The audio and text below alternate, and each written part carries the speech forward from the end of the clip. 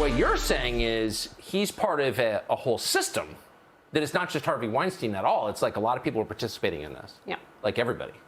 Yeah. Which is a cult. Yeah. Well, that was kind of the point. Exactly. So at what point do you recognize it's not just this creepy movie mogul? It's like everybody. Well, very quickly. When I flew home, I didn't go to any of the other premieres I had at Sundance. That time I went home. And I went to the management office of my managers at that time, and the head manager, they were very powerful. I said to him, you know, what happened? And I was like, you know, shell-shocked and like, bleh. And the first thing out of his mouth, God damn it, I just had an LA Times expose on him killed. He owes it to me not to do this. Whoa. And then I was like, that's when I started figuring out everybody was in on it. Wow. So then I said, I want the LAPD. I want to talk to a criminal attorney. I want somebody to tell me what my rights are here. And of course, you know, at that time, like if I'd come out and said in the press, like, please, like nothing would happen, obviously. It wasn't the time societally. Certainly is not the time there, not that it ever was. And so my old assistant, like 3 years ago, she's like, she's a lesbian, and the woman that came in that presented as working for the LAPD in a black suit, like kind of a short hair, like lesbian woman. She goes, you're an actress, you've done a nude scene, you're done. And she wasn't wrong. I knew she was right. I was like, yeah, you're right. So then I found out quickly that he was offering to anybody he'd done this to $1 million. That was his number, that was his standard offer. And you had to sign a non-disclosure agreement, which means you cannot talk to your therapist, your boyfriend, your mom, anybody in your life for the rest of your life. You cannot tell them this monstrous thing happened to you. Keep it inside. So I was like, I'm gonna trick him. So I played really dumb and requested $100,000 in return for not signing an NDA. So I became very quickly his #1 enemy, because then the movies I had done that hadn't come out yet hit, and I got very famous very quickly. So then I'm dangerous to him. So from that point on, your former guest, Anthony Pellicano, he was hired actually, to work with the Inquirer to keep dossiers on me. He bought off, this has also been exposed by Ronan Farrow, who I have my own quibbles with, maybe we'll get there. He would like say, from anyone from Graydon Carter to somebody, any journalist in America. Graydon Carter, at the time, was the editor of Vanity Fair. Very powerful, very powerful. Scumbag. So all these journalists from both, from anywhere from the New York Times to the Inquirer to People to Us Weekly, any of these kind of things, he would say, he would option one of their stories they'd written and say, I'm going to turn this into a movie. I'm going to win you a lot of Oscars. Oh, by the way, here's my hit list. If this person ever appears like on a red carpet or there's a paparazzi photo of them, write the most disparaging, disgusting stuff. He had a list. I was #1 on his list with a red line through my name. And he was not wrong. I am a very formidable enemy. Yeah, well, you turned out to be. That's for sure. I mean, for him. Give us a sense of the toll that it takes on you, the suffering after an attack like that. Well, your life is really never the same.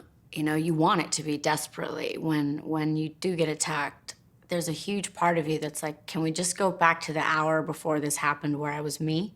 Weinstein is obviously, in your mind, the lowest of the low, but all those people that are... I think they're lower. Honestly? I do. I've always thought people that are complicit, whether through silence or through monetary gain, especially through monetary gain, what is wrong with you? He has set up a whole life and a company as a front for a rape factory, a human trafficking factory. And he had a lot of people there to help him with his big rape fantasy and his rape machine, right? I think it'd be best for everyone if he just ceased to exist, however that happens. News in your industry these days is not about a great new film, it's about Harvey Weinstein. Right, yeah. A lot of talk about everybody knew or the behavior was an open secret. Did you know? I mean, do people know about this? I think there was knowledge amongst a certain group of people, mostly who did business with Harvey Weinstein. I think in an awful lot of the dialogue that I've read that come out, there are countless women who understood that that's what happened, and there were countless many people who said, "Well, that's just Harvey being Harvey." Well, that's the question. Is it how serious is it? Is it about one person, one man, or is it a culture? You and I, and even the likes of the people on the Turner Classic movies, constantly understand that the idea of the casting couch that existed in Hollywood is the part of both myth and concrete reality. The idea that there are sexual predators in power, not just in Hollywood, I think all across any place there's a boss with underlings in any corporation or any industry, you have a type of sexual politics that goes on that can slide in between appropriate ethics and decorum to, let's see, inappropriate behavior to the point of harassment and sexual predatory behavior. Well, I mean, I think people understand that, but the larger question is there a culture of complicity in Hollywood where women are afraid to speak up because they'll be blacklisted, men are afraid to speak up because either they're out of the same fear or they just think, well, this is the way the system works. I think there are people that say, hey, this is how it works, pure and simple, and this is why I got into it, and this is why I have power. This is how it works, and you have to understand that. That does not carry the day. Complicity is also complicity. The people who know, well, look, this is how we do business, and that's what it's got to be done. I'm sorry it's like that. So beware. That's also present, without a doubt, but it does not carry the day. There's also people that were afraid to speak out, who were victims, that did not go forward, that signed, negotiated settlement deals of which a non-disclosure agreement was part and parcel to it. That also does not carry the day. So the dam has burst here in a big way. And it is not just the halls of places like Harvey Weinstein's office where this was standard operating procedure, and it is criminal, and it is cause for termination. It's also happening in every other corner of not just my industry, but yours and throughout all of America. Do you think this is a kind of tipping point? Well, I think it absolutely is, in which everybody is asking, men and women, women, what do I put up with and when do I talk about? And men saying, I think we have to live by a code of ethics that we need to think and put down on paper. Don't be surprised if there's going to be a sign in front of every one of the studio gates that will say all people entering this studio will obey this code of ethics or they will be escorted from the premises. And that will all be about sexual harassment and sexual predatory behavior. Coming through all of that, then you wind up where you are in the middle of this Me Too movement. You were there at the party with him, and I have to refer to it as an alleged incident. What did you observe? Well, I was standing there with him, crowded party, and this gentleman comes across the room, and I'm kind of looking at him and then looking around and who's here. And then suddenly my husband backs into me, like his hips go backwards, and he backs into me and he pushes this man through this sea of people like they went down like bowling pins. Like people just went like this. And I was like, oh snap, it's popping off in here. What in the heck? And I have seen my husband put people on the floor because, there's alcohol and people want to test the big guy, you know what I'm saying? And I had told my husband, I said, you can't be putting people out, Terry. I said, you're going to be taking college money for those babies and giving it to some joker in the club who wanted to start a fight with you. And he said, honey, I'm so glad you told me that because I was going to put this guy's teeth in his throat. He pushes him. The guy comes back toward him. Terry is grabbing, he's got a hold of both the man's wrists like this. And he says, calls out to Adam Sandler, who was the host of the party. Hey, Adam, come get your boy. What's up with your boy? And he pushed the guy again, and the guy kind of gave up, I guess. I don't know what happened. And he takes me, and we kind of snake through this crowd of people to get to the other side of the room to get away from him. And I just, I'm in that state of what the heck, I was like, what happened? He's like, he grabbed my junk. I'm like, he what? He did what? Like, what the heck? I was just shocked. Did you have any reservations about him going public with this? He didn't tell me. I was in the recording studio and I come home at 9 o'clock at night and he goes, honey, have you seen my Twitter? I was like, I was like, what did you do? He's like, look, he shows me the tweet feed. I was like, oh, you done started some mess now, T-Money. Yeah. I did have a brief moment of, are we leaving LA? Yeah. Yeah. Retaliation is real. Yep. You know how many women who spoke up and said, this guy touched me, and immediately, or 2 weeks later, they were all of a sudden mysteriously fired? I mean, this has happened. I was totally prepared, and I told my wife, and I said, you know, this may be it. I said, we may have to leave. Latest on Argento. The Me Too activist and accuser of Harvey Weinstein is now facing accusations that she had sex with a former child actor who was just 17 at the time. Argento denies the claims, but now her accuser is speaking out publicly, and ABC's Lindsay Davis is here with the story. Good morning, Lindsay. Good morning, Michael. Jimmy Bennett says initially he was too afraid and ashamed to come forward publicly with his sexual abuse allegations against Ozzy Argento because of the ramifications and what he calls the stigma of being a male victim. But the now 22-year-old is silent no more. This morning, Ozzy Argento's accuser, Jimmy Bennett, is speaking out, issuing a statement saying he initially sought to settle the matter privately because, quote, I was ashamed and afraid to be part of the public narrative. I was underage when the event took place, and I tried to seek justice in a way that made sense to me at the time. The justice he sought, according to the New York Times, was a $380,000 settlement after he came forward in the wake of the Me Too movement seeking monetary compensation after alleging Argento sexually assaulted him in her hotel room back in 2013 when he was 17 and she was 37. Bennett says when Argento came forward as one of Harvey Weinstein's victims in the Me Too movement, the trauma he suffered resurfaced. Bennett writes, at the time, I believed there was still a stigma to being in the situation as a male in our society. I didn't think that people would understand the event that took place from the eyes of a teenage boy. Argento released her own statement earlier this week, vehemently denying the allegations. Hours after Bennett released his statement, a photo first obtained by TMZ emerged, purportedly taken after the alleged sexual encounter 5 years ago. In it, Argento and Bennett are seen on a bed shirtless with their arms entangled. Bennett reportedly threatened to take legal action last November. That's when Argento says her boyfriend, the late Anthony Bourdain, agreed to, quote, help Bennett economically upon the condition that we would no longer suffer any further intrusions in our life. But according to his lawyer, the fallout from his encounter with Argento was so dramatic that it hindered his work, income, and mental health. Bennett describes this as one of many adversities in his life that he'll have to deal with, adding in his statement, I would like to move past this event in my life, and today I choose to move forward, no longer in silence. Pursuant to their agreement, Bennett has been receiving $10,000 a month from Argento. There was no clause in the agreement preventing him from discussing what he says happened. In the Los Angeles County Sheriff's Department has reached out to Bennett to discuss possible criminal activity. Wow. This story just keeps taking. going. It just keeps going. More shocking developments. Thanks. Jeffrey Epstein. Is it Epstein or Epstein? I'm not Jewish. I don't know. Epstein. That's Jewish, right? Epstein? Sounds Jewish.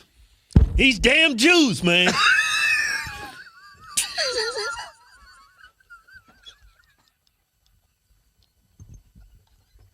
Well, the flight log to Epstein Island. Yeah. Now, let me put this out there. Yeah, we got the flight logs. Yeah, let me say this. When I do this, it means shut the fuck up. I want to say this before we go into the names that was on the flights. Now, this does not what? This you take too long, man. You're making me nervous. This flight log does not prove guilt. It does prove guilt by association. Yeah. You know what I'm saying? You hanging around with this dude at his island, you don't know what he's all about? I spend 5 minutes with somebody, I already know what they're about. You flying to his island? Yeah. So you're convicted by guilt of association. Check out this video. Put them all together. Bill Clinton, George Mitchell, Alec Baldwin. Didn't see that coming. Ralph Fiennes, George Hamilton, Dustin Hoffman. Oh, not Dustin Hoffman. Kevin Spacey, Elizabeth Hurley, Laura Hunton, Janice Dixon. Who the fuck is that? Nelby Campbell, Christy Turlington, Henry Kissinger. That dude look crazy. He does, man. Joan Rivers. Oh, I know she burning in hell. Courtney Love, Mick Jagger. I kind of figured that. Who the hell's Courtney guessing? Phil Collins. Phil Collins? Not Phil Collins. That's crazy. Simon LeBone, Charlie Rose. He looked creepy. Richard Branson. What? Candace Bouchel. Tom Ford. Yeah, I could tell looking at him. Yeah. Vera Wang. Never heard of her. Nadia Borland. Who is that? Nice ass. Oh, no. Koo Stark. What kind of name is Koo Stark? Seth Green. Seth Green. James Gunn. Dan Snyder. Like Steven Spielberg. Tom Hanks. Oh, man. Stephen Colbert. Yeah, that suit never fooled me. And those glasses. Kathy Griffin. Yeah, that makes sense. Oprah Winfrey. Jay-Z. Beyonce. Anthony Cledis. John Legend. Oh, my boy John Legend and Christy Teigen went. Jim Carrey. Steven Tyler. Ben Affleck. When if J-Lo went? Stephen Collins. Will Ferrell. Eminem. What? Victor Salva. Mark Rector. Charlie Sheen. Yeah, he done it spreading AIDS. Tyler Gresham. Madonna. Yeah, who didn't see that coming? Catherine Hudson. Gwen Stefani. Gwen Stefani? Lady Gaga. Lady Gaga. Man. James Franco. Will Smith. But she was smacking bitches down. Justin Rowland. John Cusack. Anderson Cooper. Demi Moore. Brian Affleck. Never heard of him. Meryl Streep. Wanda Sykes. Chelsea Handler. Chelsea Handler? I figured that one. Michelle Wolf. Yeah, she's crazy. Michelle Wolf. Yeah. Pharrell Williams. Wow. Quentin Tarantino. Robert Downey Jr. Iron Man went. Man, this is crazy as hell. Yeah, that's crazy. You know, Joan Rivers, she always talk down to pedos, though. I mean, who don't? And were you, I mean, I don't consider you conservative, and I know the labels all sort of mean nothing, and especially for someone like you, the idea of putting you in a box is kind of nuts. But like, do you sort of consider yourself conservative now, or libertarianish, or No. like what? Smart, Yeah. intelligent, Yeah. like not dumb and logical. Let's back up though for a second to this elder situation, because I'm pretty amazed that you were calling in. Like, I can just sort of picture you on Mulholland The nerd calling in in the with your. Panamera. Like, they got to go into the archives and find some of these things. But it's not just that you like Larry and you like what's going on with his campaign, and we got a couple days left to save this freaking state. You really do not like Gavin Newsom, right? No, I do not like Gavin Newsom. I do not Take it like away. Gavin Newsom at all. In fact, I think I would submit that single parents in California get less money for food from the government than he spends on his daily moisturizing treatments. And I think that goes, you know, that sounds like a little zinger, but no, it really goes to show what these people prioritize, okay? Who they really are. I was in California when he was lieutenant governor. I've been there, you know, I was living there for a long time when he was like desperately trying to be governor. And it's like, dude, you look like Guido Jr. from a movie. What are you doing? Like, you're not the man, and you're alive. Well, he looks like the guy from American Psycho. Well, I think he's the guy. He's Christian Bale in American Psycho. I'm fairly sure that he did some, like, a deep fake AI where he stuck his face on Christian Bale's in the shower scene and probably also masturbates to that on a loop. Just saying. Can you say that on your show? You can say that on my show. We have no rules here. So it's not so much that I love Larry Elder, because some things like there's, certain things that I'm not as conservative on, or I don't even like that word, like I said, but, or square. Okay, square.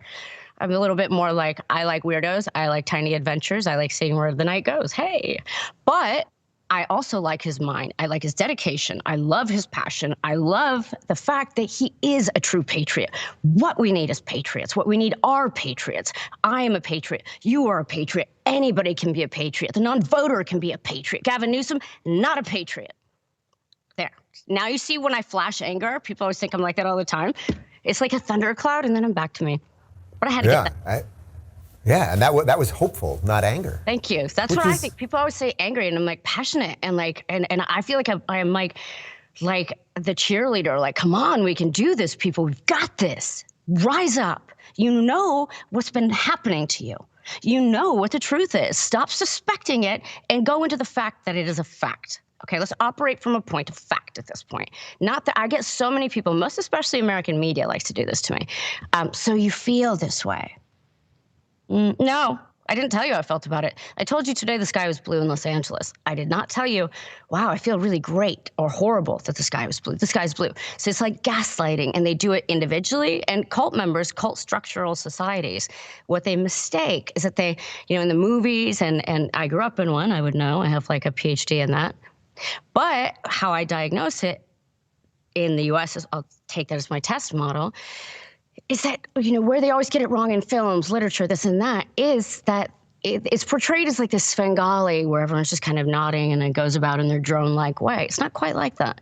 There is the authoritarian, but then it's up to every single member of every single cult, micro or macro, to cross-hypnotize at all times. And if one person, say me, say you, say Larry Elder, say the punk weirdo that's like yelling truth from under a bridge, whoever you listen to, stands up and is like, no, we're not having this. You know what is true. And you just say it, and you take it on the chin for saying it. I've certainly taken it on the chin, like in every other part of my body. Like, don't say it. I'm like, but you all know it. And what my enemies and your enemies, I'm guessing, fundamentally don't understand are my motivations, maybe yours. I have no skin in this game other than the fact that I can, other than the fact that I worked my ass off to stay just relevant enough worldwide as an actress so I could life hack their system, so I could gain access to their cameras and microphones, and I could fuck them in the ass with no lubrication. Here I am. Nice to meet you, Dave. So yes, Governor Newsom, his ex-wife, Jennifer Siebold Newsom, I think that is her name, yes. She called me, and she set up a meeting with me to meet her somewhere in Brentwood. And I actually went, and I got very creeped out, and I saw her sitting where I was supposed to meet her, and I looked at her, and I turned around and went back into my car and drove away. She wanted to meet me. Wait, when is this? When is this, just to be clear? This is about 6 months before the New York Times article on Weinstein that I set up broke. Okay.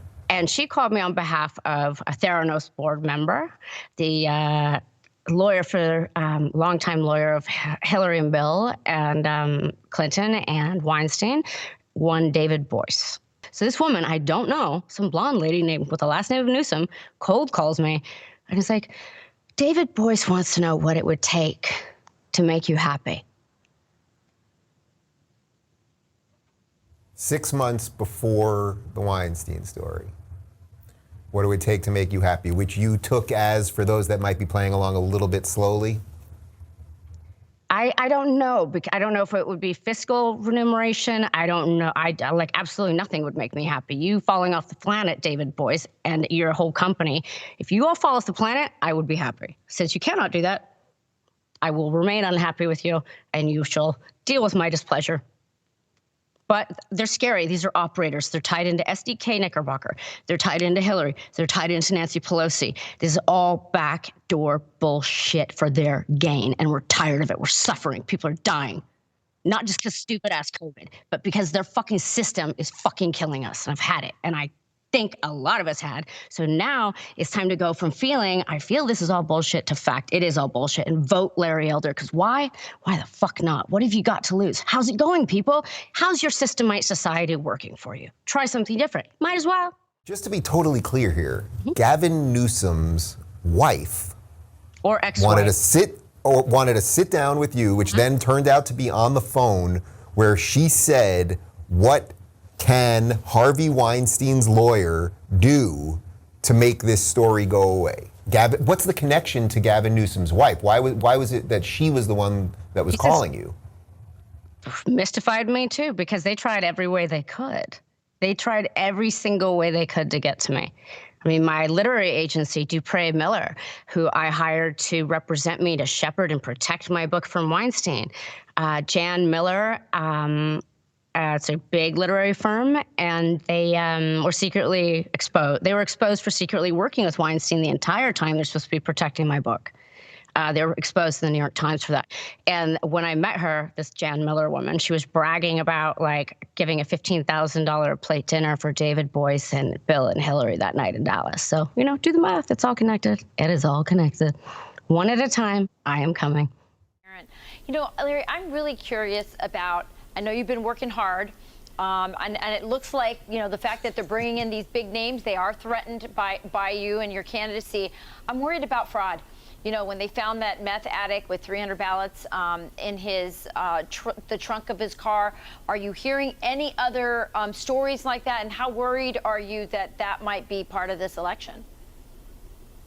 I am worried about fraud, and we have a election integrity project all set up on my website, electelder.com. But I'll tell you something else they're worried about. They're worried about the fact that yesterday, Rose McGowan, the actress who accused Harvey Weinstein of rape, says that she received a phone call from Gavin Newsom's wife on behalf of Harvey Weinstein's lawyer 6 months before the story blew up.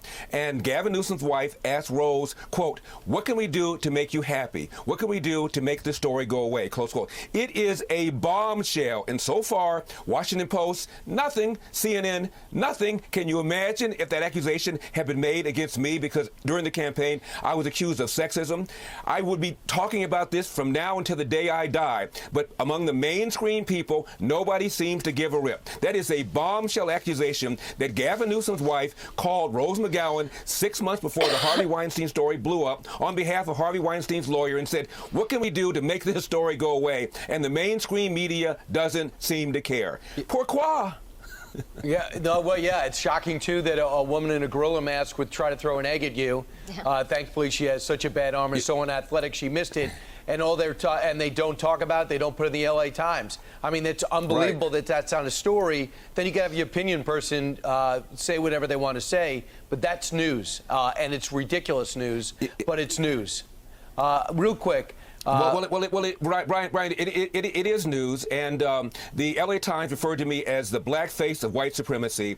And you're right about this woman that threw an egg at me. She's wearing a gorilla mask. I would be tempted to call it not even a mask, but I'd be called sexist if I said that. But maybe she's one of the 20,000 convicted felons that were released early under Gavin Newsom. Maybe she's one of the people that should be behind bars, but for the DA out here in L.A. who was supported by Gavin Newsom, who has not been charging criminals to the fullest extent of the law. Maybe she'd be in jail. But you know, again, if this were a D at the end of my name, they'd be talking about the fact that a white woman in a gorilla mask threw an egg at a Democrat candidate for governor. They'd be talking about this in Bangladesh.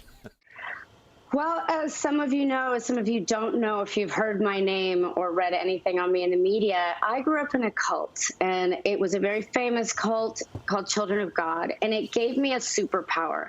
It gave me the ability to see the control and the propaganda machine, especially in the U.S., for what it is and how it harms people, and how the left can harm people just as much as the right if they go very, very deep into it and ignore all other aspects of kind of reality in a way, and that you're serving a master that might not be serving you. And I always say I come in peace. I am not here to make people feel bad about their political choices, but I am here to say that you might be in a cult too if you don't know the signs. And I do believe Democrats most especially are in a deep cult that they really don't and know about and aren't really aware of. And I leave the Republicans alone more because I do respect people more that are like, this is what we are, this is what we're about, this is what we're against. Whereas I find that the Democrats are really pretty much almost against all the same things. They're against changing the world for the better, and they're for keeping a system in place that is for so few people and benefits so few, but they masquerade as the helpers. We would do this, the world would be perfect if only those Republicans would get out of the way. Well, okay, you've got control, so now what?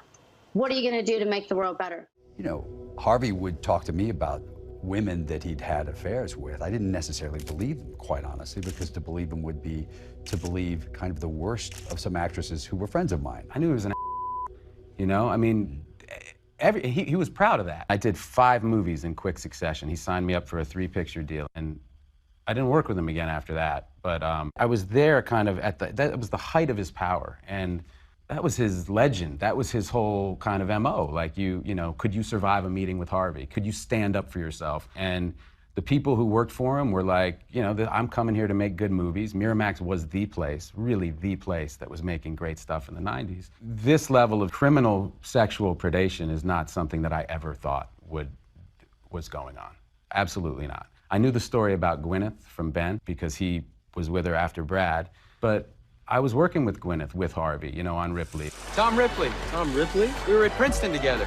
I never talked to Gwyneth about it. Ben told me, but I knew that they had come to whatever agreement or understanding that they had come to. She had handled it, and she was, you know, the first lady of Miramax, and he treated her incredibly respectfully, always. The idea that this predator, this assaulter, was out there silencing women, it's beyond infuriating. And the fact that the story is coming out now, and the more it comes out, I want to know all of it. The accusations have only multiplied. Quentin Tarantino, another big director, come forward and said, we've heard these things, we've never seen it, never saw anything that...